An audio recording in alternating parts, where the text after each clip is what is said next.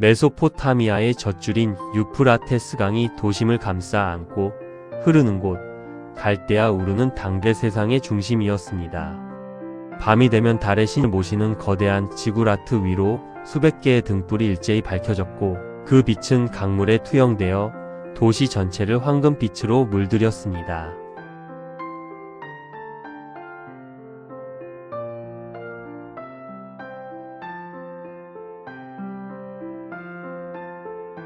시장은 전 세계에서 몰려든 상인들과 진귀한 향신료, 화려한 비단으로 활기가 넘쳤습니다. 아브람은 그곳에서 부족함 없는 명망 높은 가문의 아들로 살아가고 있었습니다. 그의 아버지 데라는 정교한 우상을 조각하여 파는 이였고 아브람 역시 그 가업의 울타리 안에서 안락한 미래를 보장받고 있었지요. 하지만 아브람의 영혼은 늘 서늘한 공허함에 시달렸습니다. 사람의 손으로 깎아 만든 나무 인형과 돌덩이들이 과연 이 거대한 우주의 질서를 다스리는 존재인지 그는 깊은 회의에 빠지곤 했습니다. 아브람은 가끔 화려한 축제의 소음을 피해 강가에 홀로 앉아 밤하늘을 올려다보았습니다. 저 별들을 만드신 분은 누구인가? 저 강물을 흐르게 하고 인간의 생사와 복을 주관하는 참된 주인은 어디에 계시는가? 그의 질문은 대답 없는 메아리가 되어 광야로 흩어졌지만 그의 갈망은 날이 갈수록 깊어만 갔습니다. 그러던 어느 날이었습니다. 여느 때와 다름없이 일상의 무게를 견디며 살아가던 아브람에게 평생을 기다려온 그 존재의 음성이 임했습니다. 그것은 천둥 소리 같기도 했고 가슴 가장 깊은 곳에서 울려 퍼지는 미세한 진동 같기도 했습니다. 너는 너의 고향과 친척과 아버지의 집을 떠나 내가 내게 보여줄 땅으로 가라. 그 짧은 한 문장이 아브람의 30에 넘는 삶을 단번에 무너뜨렸습니다. 당시 유목 사회에서 고향과 친척을 떠난다는 것은 곧 사회적 죽음을 의미했습니다. 부족의 보호 없이는 도적의 습격이나 맹수의 위협으로부터 살아남을 길이 없었으며 노년의 아버지를 두고 떠나는 것은 효를 중시하는 가치관에서 용납될 수 없는 일이었지요. 하지만 아브람은 그 음성에서 거부할 수 없는 권위와 함께 태어나서 처음 느껴보는 온전한 평안을 발견했습니다. 하나님은 떠나라는 명령 뒤에 찬란한 약속을 덧붙이셨습니다. 내가 너로 큰 민족을 이루고 내게 복을 주어 내 이름을 창대하게 하리니 너는 복이 될지라. 아브람은 그 자리에 엎드렸습니다. 눈앞에 보이는 금빛 지구라트보다 손에 잡히는 재산보다 보이지 않는 그분의 약속이 더 실제처럼 다가왔습니다. 그는 결심했습니다. 자신의 과거와 안락함을 모두 버리고 오직 그 음성만을 나침반 삼아 길을 떠나기로 말입니다. 아브람의 여정은 쉽지 않았습니다. 아버지 데라와 아내 사레 그리고 조카 롯을 설득하여 가산을 정리하는 대만도 수개월이 걸렸습니다. 주변 사람들은 비웃었습니다. 갈 곳도 정해지지 않았는데 어디로 간단 말인가? 신기루를 쫓아 광야에서 죽으려는가? 하지만 아브람의 눈은 이미 지상의 지도가 아니라 하늘의 약속을 향해 있었습니다. 그들은 북서쪽으로 올라가 하란에 머물게 되었습니다. 하란 역시 우르와 닮은 번화한 도시였습니다. 연로한 아버지 데라는 그곳의 안락함에 마음이 머물렀고 아브람 일행은 그곳에서 예기치 않은 긴 시간을 보내게 됩니다. 수년이 흐르는 동안 하란에서 재산은 늘어났고 정착의 유혹은 커졌습니다. 하지만 하란은 목적지가 아니었습니다. 마침내 아버지 데라가 하란에서 숨을 거두자 아브람은 다시금 무거운 배낭을 맸습니다. 그의 나이 75이었습니다. 누군가는 인생을 정리할 나이라고 말할 때 아브람은 비로소 진정한 모험을 시작한 것입니다. 아내 사레는 묵묵히 그의 뒤를 따랐습니다. 아이를 낳지 못한다는 자책감을 안고 살던 그녀에게 아브람이 들려준 큰 민족에 대한 약속은 믿기 힘든 꿈만 같았을 것입니다. 사레는 짐을 싸며 남편에게 물었습니다. 우리가 가는 그 땅은 어떤 곳인가요? 아브람은 아내의 손을 잡으며 대답했습니다. 나도 모르오. 하지만 그분이 계신 곳이라면 그곳이 곧 우리가 쉴 곳이 될 것이오. 마침내 도착한 약속의 땅 가나안. 그러나 아브람을 기다리고 있었던 것은 꽃길이 아니었습니다. 세겜 땅 모래 상수리나무 아래 제단을 쌓고 감격의 예배를 드린 것도 잠시 그 땅에 지독한 기근이 찾아왔습니다. 대지는 거북이 등껍질처럼 갈라졌고 양떼들은 타는 목마름에 쓰러져 갔습니다. 아브람은 당황했습니다. 하나님의 인도를 따라온 땅에 왜 이런 고통이 있는가? 흔들리던 그는 결국 약속의 땅을 잠시 떠나 이집트로 내려가는 인간적인 선택을 하게 됩니다. 이집트의 나일강 유역은 가나안과는 비교할 수 없을 정도로 풍요로웠습니다. 하지만 그 풍요로움 뒤에는 날선 위험이 도사리고 있었지요. 아브람은 아내 사레의 미모가 화근이 되어 자신이 죽임을 당할까 두려워졌습니다. 그는 아내에게 비겁한 부탁을 건넵니다. 당신은 나의 누이라 하시오. 그래야 내 목숨이 보존될 것 같소. 이 선택은 아브람 인생의 가장 어두운 오점이 되었습니다. 사레는 파라오의 궁으로 끌려갔고 아브람은 그 대가로 많은 가축과 노비를 받았습니다. 화려한 궁궐 밖에서 아브람은 자신이 받은 재물을 보며 비참함에 몸을 떨었습니다. 목숨을 부지했으나 영혼은 죽어가고 있었던 것입니다. 하지만 하나님은 당신의 종을 포기하지 않으셨습니다. 하나님은 파라오의 집에 큰 재앙을 내리셨고 사레가 아브람의 아내임을 드러내셨습니다. 파라오 앞에 불려간 아브람은 수치스러운 책망을 들어야 했습니다. 어찌하여 내 아내를 누이라 속였느냐? 이 여인을 데리고 가라. 아브람은 이집트에서 쫓겨나듯 돌아왔습니다. 하지만 그의 손에는 이집트에서 얻은 수많은 재물과 종들이 들려 있었습니다. 인간은 실패했으나 하나님은 그 실패조차 사용하여 아브람을 거부로 만드신 것입니다. 가나안으로 돌아오는 길, 아브람은 다시 처음 제단을 쌓았던 베델로 향했습니다. 그는 그곳에서 다시금 하나님의 이름을 불렀습니다. 이집트에서의 수치와 자신의 나약함을 모두 쏟아내며 그는 비로소 깨달았습니다. 약속의 땅은 땅이 비옥함에 달린 것이 아니라 하나님과 함께하느냐에 달려있다는 사실을 말입니다. 재산이 많아지자 뜻밖의 갈등이 찾아왔습니다.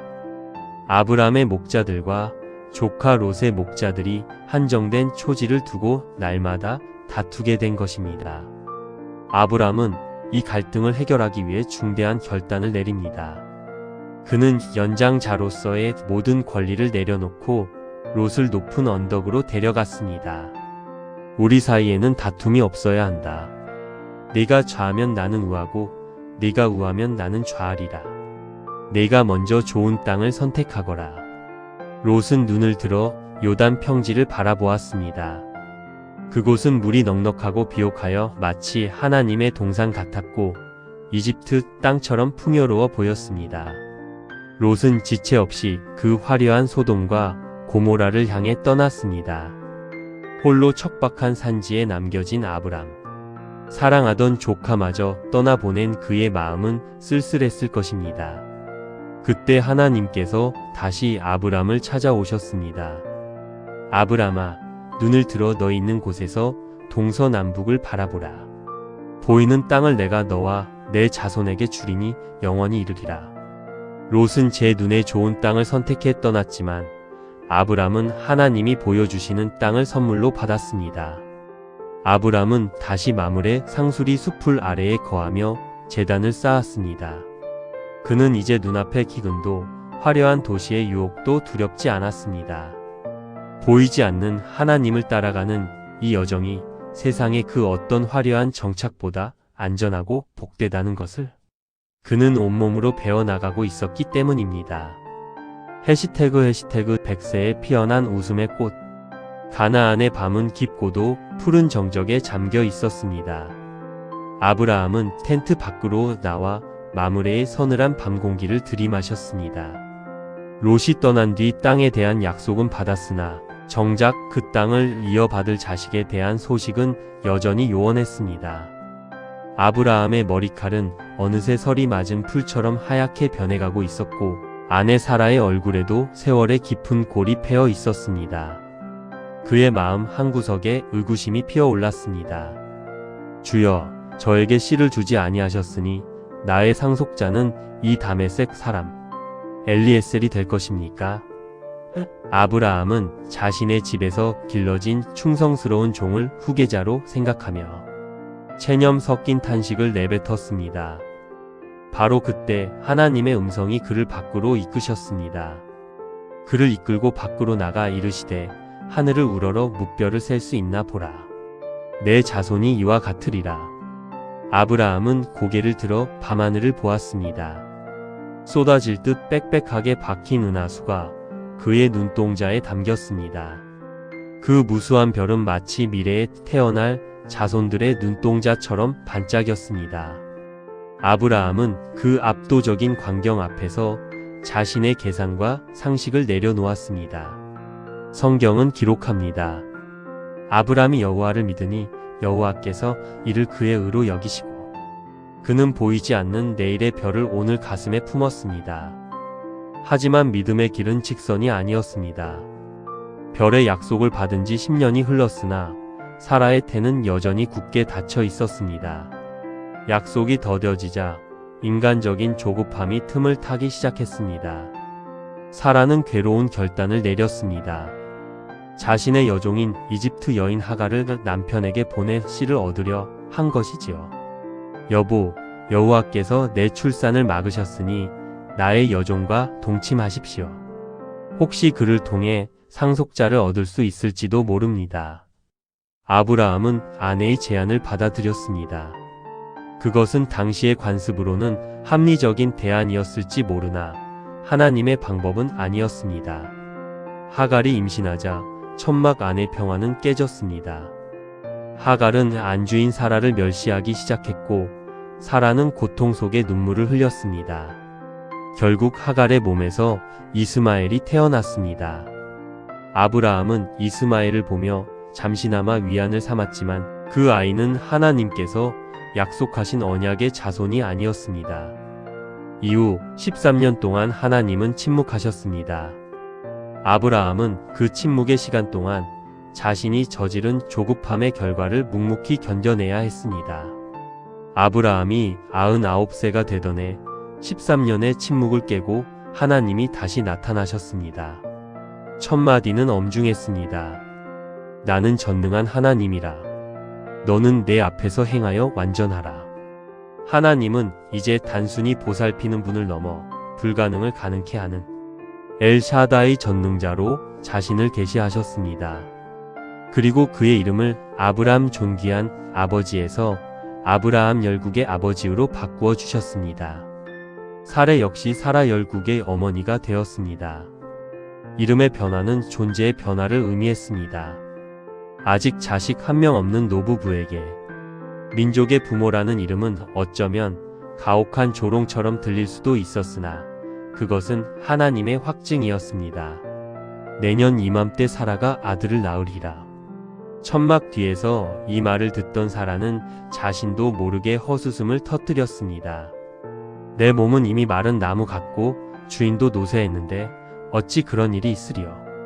그 웃음은 불신이라기보다 기가 막힌 현실 앞에서 터져 나온 실소였습니다. 하지만 하나님은 사라의 마음속 웃음을 놓치지 않으셨습니다. 여호와께 능하지 못한 일이 있겠느냐? 사라가 왜 웃느냐? 사라는 두려워 부인했지만 하나님은 단호하게 말씀하셨습니다. 아니라 내가 웃었느니라. 이 사건은 훗날 태어날 아이의 이름인 웃음 이삭에 대한 복선이 되었습니다.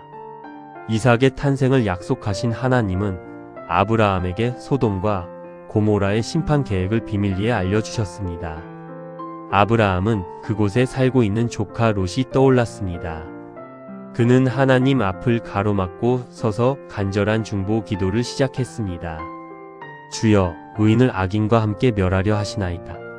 그 성에 의인 50명이 있다면 어떻게 하시겠습니까? 아브라함은 50명에서 시작하여 45, 40, 30, 20, 그리고 마지막 10명에 이르기까지 하나님의 자비를 구했습니다. 10명만 있어도 멸망시키지 않겠다는 약속을 받아낼 때까지 그는 자신의 체면을 아랑곳하지 않고 매달렸습니다. 이는 훗날 만민을 위해 기도할 열국의 아버지로서의 면모를 보여주는 장면이었습니다. 비록 소돔은 의인 10명이 없어 불타버렸으나 하나님은 아브라함의 간구를 기억하셔서 롯의 가족을 구출해 내셨습니다. 드디어 약속의 해가 밝았습니다.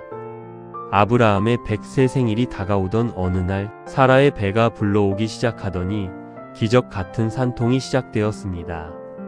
적막하던 광야의 천막 안에서 생명력이 넘치는 아기의 울음소리가 터져 나왔습니다. 그것은 불가능을 비웃는 승리의 함성이었습니다. 사라의 실소는 이제 진정한 환희의 웃음으로 변했습니다. 하나님이 나를 웃게 하시니 듣는 자가 다 나와 함께 웃으리로다.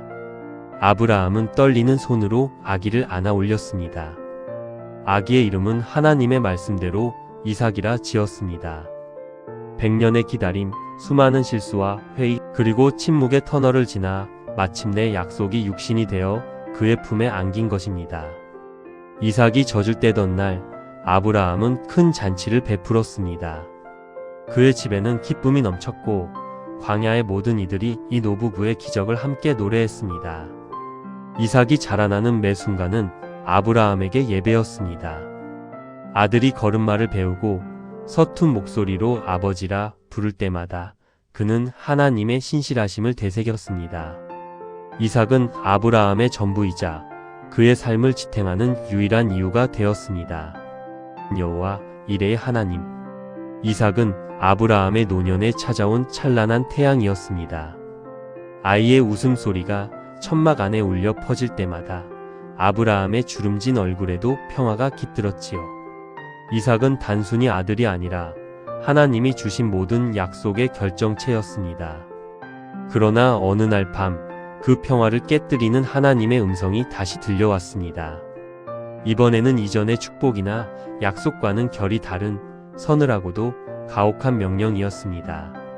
내 아들, 내 사랑하는 독자 이삭을 데리고 모리아 땅으로 가서 내가 내게 일러주는 한 산 거기서 그를 번제로 드리라. 번제라니요?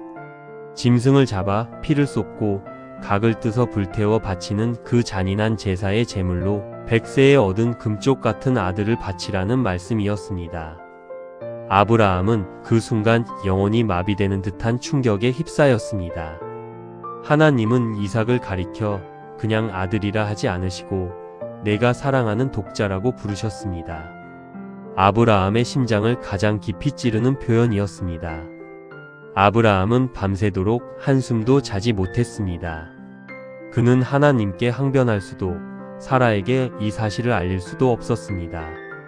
하지만 기이하게도 그는 이번에는 주저하거나 타협하지 않았습니다. 갈대아 우르를 떠날 때 가졌던 그 순전한 신뢰가 100년의 세월을 지나며 더욱 단단한 강철이 되어 있었기 때문입니다. 이튿날 새벽 아브라함은 평소보다 일찍 일어났습니다. 그는 손수 나귀의 안장을 얹고 번제에 쓸 나무를 쪼갰습니다. 나무가 쪼개지는 날카로운 소리는 마치 자신의 심장이 갈라지는 소리처럼 들렸습니다. 그는 잠든 사라의 얼굴을 뒤로하고 아무것도 모르는 이삭과 두 종을 데리고 길을 떠났습니다. 브엘세바에서 모리아까지는 3일 길이었습니다. 그 3일은 아브라함 인생에서 가장 긴 시간이었습니다. 이삭은 길을 걸으며 평소처럼 아버지에게 제잘거렸고 아브라함은 아들의 목소리를 들을 때마다 심장이 타 들어가는 고통을 느꼈습니다. 주여, 저 아이의 목소리를 내가 더 이상 들을 수 없단 말입니까? 저 맑은 눈망울을 제 손으로 감겨야 한단 말입니까? 그 둘째 날 밤 아브라함은 잠든 이삭의 얼굴을 보며 밤을 지새웠습니다. 별들은 여전히 하늘에서 빛나고 있었지만 그 별들은 이제 약속의 상징이 아니라 슬픔의 증거처럼 느껴졌습니다. 하지만 그는 포기하지 않았습니다. 만약 하나님이 이삭을 죽이신다면 죽은 자 가운데서 다시 살리실 것이라는 신락 같은 그러나 거대한 믿음이 그의 영혼을 지탱하고 있었습니다. 제3일째 되는 날, 저 멀리 모리아 산이 보였습니다. 아브라함은 사환들에게 나귀와 함께 기다리라고 명령했습니다. 나와 아이가 저기 가서 예배하고 우리가 너희에게로 돌아오리라. 그는 우리가 돌아오겠다고 말했습니다. 그것은 단순히 사환들을 안심시키기 위한 거짓말이 아니었습니다. 아들을 죽여야 하는 필연적인 순종과 아들을 통해 민족을 이루시겠다는 하나님의 약속 사이에서 아브라함이 내린 신앙적 결론이었습니다. 번제에 쓸 나무를 이삭의 등에 지우고 아브라함은 불과 칼을 들었습니다. 산을 오르던 정적 속에 이삭이 조심스럽게 물었습니다. 아버지, 불과 나무는 여기 있는데 번제할 어린 양은 어디 있나요? 아브라함은 걸음을 멈추지 않았습니다. 아들의 눈을 마주치면 무너질 것 같았기에 그는 앞만 보며 대답했습니다. 내 아들아, 번제할 어린 양은 하나님이 자기를 위하여 친히 준비하시리라. 이 대답은 아브라함이 자신에게 던지는 신앙의 고백이기도 했습니다. 정상에 도착한 아브라함은 돌을 쌓아 제단을 만들고 나무를 펼쳐 놓았습니다. 그리고 마침내 이삭에게 모든 사실을 알렸습니다. 놀랍게도 성경에는 이삭의 저항이나 비명이 기록되어 있지 않습니다. 당시 이삭은 충분히 늙은 아버지를 제압하고 도망칠 수 있는 힘 있는 청년이었습니다. 그러나 이삭은 아버지가 믿는 하나님을 자신도 믿었습니다. 그는 스스로 제단 위에 누웠고 아버지가 자신의 몸을 밧줄로 묶는 것을 묵묵히 받아들였습니다. 아브라함은 칼을 빼들었습니다. 그의 손이 미세하게 떨렸으나 그의 눈빛은 단호했습니다. 그는 아들을 사랑했지만 아들을 주신 하나님을 더 사랑했습니다.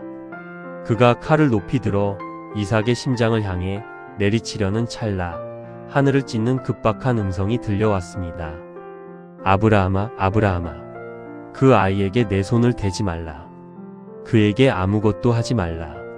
내가 내 아들 내 독자까지도 내게 아끼지 아니하였으니 내가 이제야 내가 하나님을 경외하는 줄을 아노라.